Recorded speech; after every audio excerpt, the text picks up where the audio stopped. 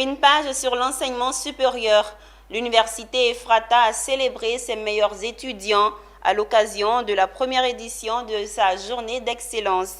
Un passage de flambeau entre première et deuxième promotion, des remises d'attestations et d'enveloppes, mais également des conseils avisés. C'est tout cela qui a meublé la journée des champions à Ephrata sous le regard de nos reporters Issa Badini et Richard Akeke. En deuxième année universitaire, Soro Kionfolo est de la première promotion de l'université Ephrata. Première promotion, mais également premier, toute filière confondue, de l'année académique 2021-2022, avec 13,89 de moyenne.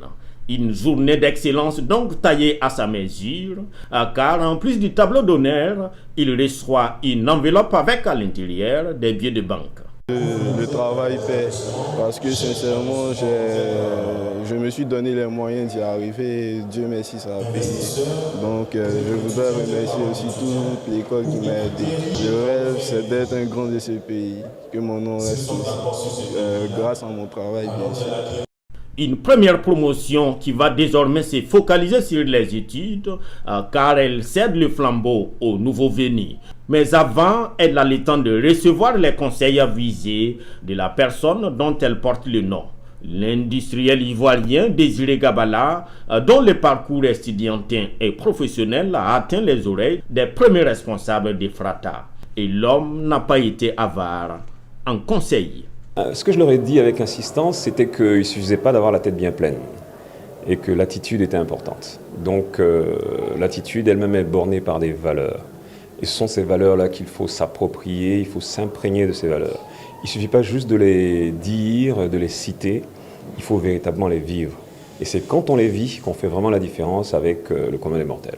Alors je vais être très simple, travailler, travailler, travailler. Travailler jusqu'à être le meilleur dans ce que vous faites.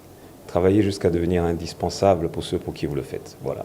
Des conseils, les étudiants d'Ephrata en ont eu à revendre à cette occasion de leur journée d'excellence, puisque était de la partie la présidente de la mission Ephrata.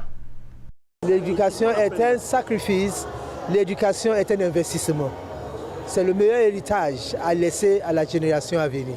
C'est toute une joie immense qui nous anime en tant que fondateurs, parce que cela dénote de l'exécution ou de la réalisation de notre vision, qui est de voir une structure que nous créons et qui prend ses marques. L'université Ephrata, née dans les sillages de la mission Ephrata, est un établissement laïque qui forme entre autres dans les techniques agricoles, les sciences juridiques et économiques. Elle a vu le jour en avril 2020 et a enregistré ses premiers étudiants à l'entame de l'année académique 2021-2022. Des 21 au départ, ils sont aujourd'hui une centaine et répartis entre Abidjan et Daloa.